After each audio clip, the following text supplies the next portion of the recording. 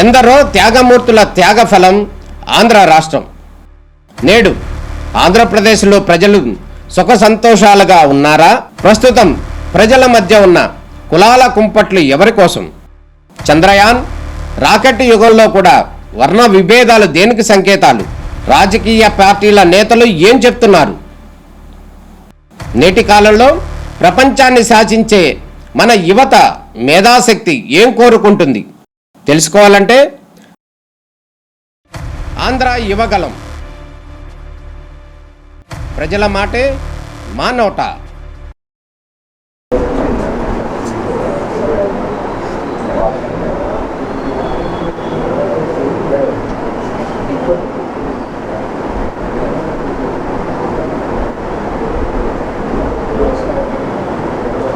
నా పేరు doctor Anand Anthony. ఇక్కడ అసోసియేట్ ప్రొఫెసర్ని, ఈ డిపార్ట్మెంట్ హెచ్ఓడినండి. శల్యతంత్ర విభాగము. శల్యం అంటే మనసుని శరీరాన్ని బాధ పెట్టే ఏదైనా కానీ శల్యమే. ఆ బాధను తొలగించేటువంటి విభాగం శల్యతంత్ర విభాగం. మోడర్న్లో చెప్పాలంటే సర్జరీ అనే దానికి దగ్గరగా ఉంటుంది. సర్జరీ డిపార్ట్మెంట్ దగ్గరగా ఉంటుంది శల్యతంత్ర విభాగము. ఇక్కడ ముఖ్యంగా మలద్వార సమస్యలు ఎక్కువగా వస్తుంటాయి. మలద్వారము అనేటువంటిది మనం యానోరెక్లేరియా అంటాం. యానోరెక్లేరియాకి వచ్చే వ్యాధుల్ని మనం ఎక్కువగా చూస్తుంటాం. మలద్వారంలో వచ్చే వ్యాధులు ముఖ్యంగా మొలలు. వీటిని హెమరాయిడ్స్ అంటారు, లేదా పైల్స్ అంటారు.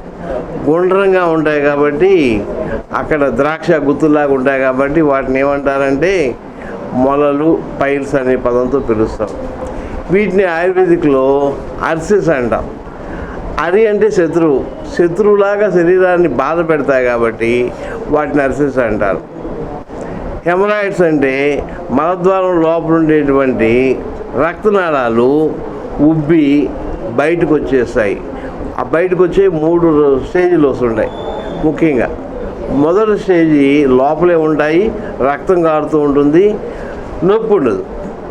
రెండో స్టేజీలో ఉబ్బి కొంచెం లోనే ఉబ్బుతుంటాయి అన్నమాట. ఆ మూడో స్టేజ్లో ఉబ్బినవి కిందకు జారుతాయి, వాటి అంతటా అవే లోనకి వెళ్ళిపోతుంటాయి మలద్వారం విసర్జన చేసేటప్పుడు. కొంతకాలానికి ఏమవుతాయంటే ఇవి బయటకు వచ్చినవి లోనకి వెళ్ళవు. అప్పుడు వేళ్ళతో నెట్టుకుంటూ ఉంటాం. కొంతకాలం అట్లా ఉంటుంది. ఆ తర్వాత కొంతకాలానికి బయట నిలబడిపోతాయి, లోనకి వెళ్ళం. అప్పుడు మనిషి చాలా బాధపడుతూ ఉంటాడు. నిలబడలేడు, కూర్చోలేడు, పడుకోలేడు, నడవలేడు, చాలా భయంకరమైన బాధతో ఉంటాడు. అందుకే దాన్ని ఆ స్టేజ్లో సంస్కృతంలో అర్సిస్ అనే పేరుతో పిలిచారు. రక్తం కారుతుంటుంది కాబట్టి వీటిని రక్త మొలలని కూడా అంటుంటారు అన్నమాట. ఈ స్టేజ్లో దీన్ని ముఖ్యంగా 4వ స్టేజ్ అని కూడా అంటారు. ఈ స్టేజ్లో 3వ స్టేజ్లో ఆపరేషన్ కంపల్సరీ చేయించుకోవాలి. అయితే మా దగ్గర ఆపరేషన్ లేకుండా క్షారసూత్ర తోటి వైద్యం చేస్తుంటాం. ఆ రక్తనాళాలని చూసుకొని వాటిని రక్తనాళాలు తగలకుండా చర్మం ఉబ్బినప్పుడు ఆ చర్మం వరకు మాత్రమే మేము క్షారసూత్రాన్ని కట్టేసి వాటిని తొలగిస్తూ ఉంటాం అన్నమాట. ఇది ఒక వారం రోజులు ట్రీట్మెంట్ పడుతుంది ఇక్కడ.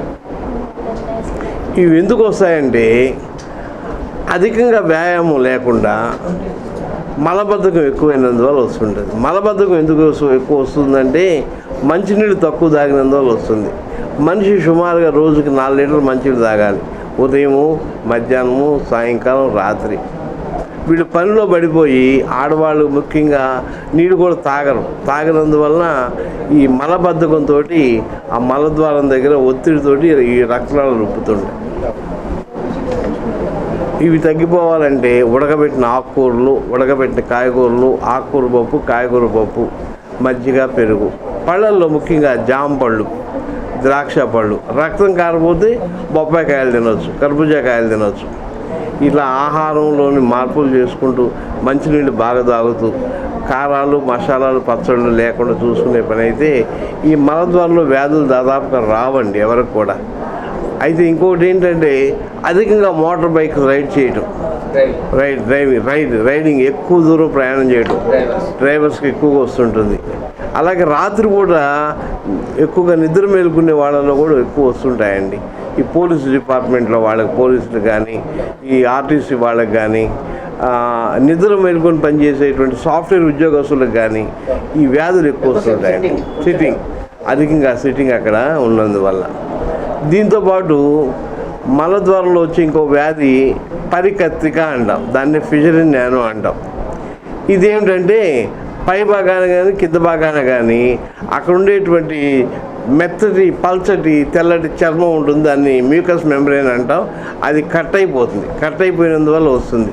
దీంట్లో ముఖ్యంగా లక్షణం ఏమిటంటే విరేచనానికి వెళ్ళొచ్చిన తర్వాత విపరీతమైన మంట, నొప్పి ఉంటుందండి.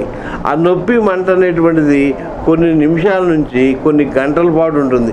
కొంతమందికి అయితే ఒక రోజంతా కూడా ఉంటుంది. అందుకని ఆ నొప్పి వస్తుంది కాబట్టి దానికి భయపడి విరేచనానికి వెళ్ళడానికి కూడా మానేస్తారు. దానివల్ల మలబద్ధకం ఎక్కువైపోతుంది, మలం గట్టిపడిపోతుంది, మరీ ముక్కాల్సి వస్తుంది. ఈ జబ్బు ఎక్కువ అవుతుంటుందండి. దీనికి మలబద్ధకమే ముఖ్యమైన కారణం అండి. ఇది తగ్గాలంటే మనం శ్వేతమలం అని మా దగ్గర మంచి మందు ఒకటి దొరుకుతుందండి. అది మలద్వారం చుట్టూ రాసుకుంటూ ఉంటే ఆ మంట, నొప్పి అవన్నీ కూడా తగ్గిపోతుంటాయండి. డాక్టర్ని కలిసి పరీక్ష చేయించుకోవాలి. ఇది ఎక్కువ కాలం ఉన్నట్లయితే చర్మ పిలకలు వస్తాయండి పైన కింద. వీటిని SPMs అంటారు, sentinel pine mass, skin tags అంటారు. ఇవి ఒక్కోసారి ఏమవుతుందంటే ఉబ్బి చీంగడ్డగా మారిపోయి లూటీల కింద మారిపోయే ప్రమాదాలు ఉన్నాయండి. ఈ చర్మ పిలకల కింద బాగానే చిన్నది బెజ్జం పడి చీము గారిపోతూ ఉంటుంది. అది మనం ఫిష్లా అంటాం, దాన్ని ఫిష్లా అంటాం అనమాట. ప్రధాన కారణం ఏంటంటే లోపల పుండు పడిపోయి ఆ పుండులోకి మలం వెళ్ళిపోయి అది కుళ్ళిపోయి ఏటో ఒక చోటు నుంచి బయటకు రావాలి. అది మలద్వారం నుంచి వృషణాల మధ్య లేదా యోని మధ్య ప్రదేశంలో రావచ్చు. లేదా దాని పేరు భగంధరం అంటాం. ట్రీట్మెంట్ ఉంది, మెయిన్ ట్రీట్మెంట్ దానికి క్షారసూత్ర, దాన్ని భగంధరం అంటాం అనమాట. దేనివల్ల వస్తుందంటే ఈ ఫిషర్స్ వల్లే వస్తుందండి. ముఖ్యంగా లోపల షుగర్ పేషెంట్స్కి వస్తుంది, వేరే కడుపు లోపల క్రాన్స్ డిసీజ్ అనే వాళ్ళకి వస్తుంది, అలాగే మలద్వారంలో టీబీ ఉన్న వాళ్ళకి వస్తుంటుంది, HIV పేషెంట్లు కూడా ఎక్కువగా వస్తుంటుందండి ఇవి. అందుకని మనం మలద్వారంలో చీమగాడులు వచ్చినా, చీము గారుతున్నా కానీ వెంటనే క్వాలిఫైడ్ డాక్టర్ దగ్గరికి వెళ్ళి పరీక్ష చేయించుకొని ఏ వ్యాధి అని నిర్ణయించుకోవాలి. మా దగ్గరికి వచ్చారనుకోండి, మేము ఉచితంగానే పరీక్ష చేస్తాం. రక్త పరీక్షలు కూడా మా దగ్గర ఉచితంగానే ఉంటాయి, మందులు కూడా ఉచితంగానే ఇస్తాము. కొన్ని క్షారసూత్ర ట్రీట్మెంట్ కోసమని మేము వాళ్ళని అడ్మిట్ చేసుకొని ప్రోబింగ్ చేసి లోపల దారం కడతామని, ఆ దారమే కట్ చేస్తుంది, మాన్పేస్తుంది అనమాట. అది ముఖ్యంగా ఇక్కడ చేస్తుంటామండి. ఇక అది కాకుండా ముఖ్యంగా వచ్చే వాటిలో చీమగడ్డలు అండి. చీమగడ్డలు అనేటువంటివి ఈ ఫిష్లా వచ్చే ముందు స్టేజ్లో వచ్చేటువంటివి అనమాట. చీమగడ్డలు, అక్కడ నుంచి నాడీ వ్రణము, అక్కడ నుంచి భగంధరము, ఫిష్లా స్టెప్ బై స్టెప్ వస్తుంటుంది. మొదట్లోనే ట్రీట్మెంట్ తీసుకున్నట్లయితే చీమంతా కారిపోతుంది, షుగర్ పడిపోతుంది. అవి నాడీ వ్రణం అంటే సైనస్ అంటాం. సైనస్ కింద మారదు. ఆ సైనస్ మారిపోయిందంటే ఫిష్లా కింద మారదు. లేకపోతే ఫిష్లాతో ఇక్కడ చాలామంది వస్తూ ఉంటారు అన్నమాట. ఇక్కడ గొప్ప విషయం ఏంటంటే తెలంగాణ నుంచి కూడా ఇక్కడికి వస్తుంటారండి. అనంతపురం నుంచి వస్తుంటారు, మద్రాసు నుంచి వస్తుంటారు, నెల్లూరు నుంచి వస్తుంటారు, గూడూరు నుంచి వస్తుంటారు, ఇటు శ్రీకాకుళము, విజయనగరము, విశాఖపట్నము అక్కడ నుంచి చాలామంది వస్తుంటారండి. వచ్చి ప్రత్యేకంగా చూయించుకొని పోతుంటారు. కొంతమంది అయితే బాంబే నుంచి కూడా వస్తుంటారండి ఇక్కడికి. బాంబే నుంచి వస్తుంటారు, చూయించుకొని వెళ్ళిపోతుంటారు. ఎక్కువగా ఈ మలద్వార సమస్యలకి ఈ ప్రత్యేకంగా ఈ హాస్పిటల్లో చికిత్స చేస్తారు. ట్రీట్మెంట్ చేసిన తర్వాత మళ్ళీ ఫర్దర్గా రాకుండా ఉంటుందా సార్, లేకపోతే మళ్ళీ వచ్చే అవకాశం? ఈ క్షారసూత్ర చికిత్స వల్ల ఉపయోగం ఏంటంటే 99% రాదండి. 1% మాత్రం రియాకరెన్స్ వచ్చేటువంటి అవకాశం ఉందండి. వాళ్ళు ఆహారం సరిగా తీసుకోకపోయినా, వాళ్ళు విహారం అంటే తిరిగే విధానం అనమాట. మోటార్ బైక్ మీద తిరగటం, చేయటం, ఎక్కువసేపు కూర్చోవటం, వీటన్నిటి వల్ల మళ్ళీ వచ్చే అవకాశాలు అయితే ఉంటాయండి. అది తక్కువ శాతం. అది ఎక్కువసేపు కూర్చోకూడదు, మలబద్ధకం లేకుండా చూసుకోవాలి. అది మంచి అదే చెప్పాను కదండి మీకు, ఉడకబెట్టిన ఆకుకూరలు, ఉడకబెట్టిన కాయగూరలు, ఆకుకూర పప్పు, కాయగూర పప్పు, మజ్జిగ, పెరుగు. చేపలు మాంసం కూడా తినొచ్చు, కానీ ఉప్పు కారం మసాలా తగ్గించుకొని తినాలి. చికెన్ తినకూడదు. కోడికూర అతి ముఖ్యంగా తినకూడదని చెప్తుంటాము. ఎందుకంటే కోడికూరలో ఉష్ణం ఎక్కువగా ప్రకోపింపజేసి జబ్బులు తిరగబెట్టేటువంటి లక్షణం ఉంటుందండి. దాంట్లో మసాలాలు తగ్గించాలి, బాగా తగ్గించాలండి. మసాలాలు మామూలు వాళ్ళు తింటే ఒక లాభం అండి. ఈ జబ్బు ఉన్న వాళ్ళు తింటే మాత్రం జబ్బు పెరుగుతాయండి. ఇది కాకుండా ఈ డిపార్ట్మెంట్లో వెరికోజ్ వెయిన్స్ అని చేస్తుంటామండి. ఆ సిరాజ గ్రంథి అంటామండి. అధికంగా నిలబడే వాళ్ళలో వస్తుంటుందండి. దీంట్లో ముఖ్యంగా మా దగ్గర జలుకా చికిత్స, జలగలతో చికిత్స చేస్తుంటామండి. ఆ ప్రదేశంలో జలగలని పట్టించి చెడు రక్తాన్ని బయట తీసి ఒత్తిడిని తగ్గిస్తామండి. దాంతోపాటు ముళ్ళ గోరెంటితో చేసినటువంటి ఔషధాలు వాడతామండి.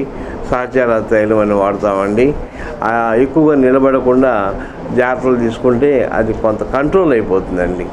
ఆపరేషన్ దాకా కూడా వెళ్లకుండా కంట్రోల్ అవుతుంది. ఈ వెరికోజ్ వెయిన్స్లో ప్రమాదం ఏమిటండి, వెరికోజ్ అల్సర్ వస్తుందండి. వెరికోజ్ అల్సర్ వచ్చిందంటే అది కాలు కింద భాగాన, గిలక పై భాగాన వస్తాయండి. నల్లగా అయిపోతుంది, ఆ చర్మం అంతా కూడా పగిలిపోతుంది, పైన పల్చగా పుండు ఏర్పడుతుంది. ఆ పుండు మాందండి, చూడటానికి అసహ్యంగా ఉంటుంది, నీరు గారుతూ ఉంటుంది, బాధ పెడుతూ ఉంటుంది. అటువంటి వాటికి ఈ ఆయుర్వేదిక్లో మంచి ట్రీట్మెంట్ ఉందండి. శోధన కర్మలు, రోపణ కర్మలు చేస్తుంటాం, బాగా తగ్గుతుందండి. దీన్ని అశ్రద్ధ చేసుకుంటే ఆ అల్సర్ అంచు నుంచి కార్సినోమా తయారవుతుందండి. క్యాన్సర్ గ్రోత్ వస్తుందండి. మార్జోలియన్స్ అల్సర్ అంటారు. ఇంకా ప్రమాదం కింద మారిపోతుందండి.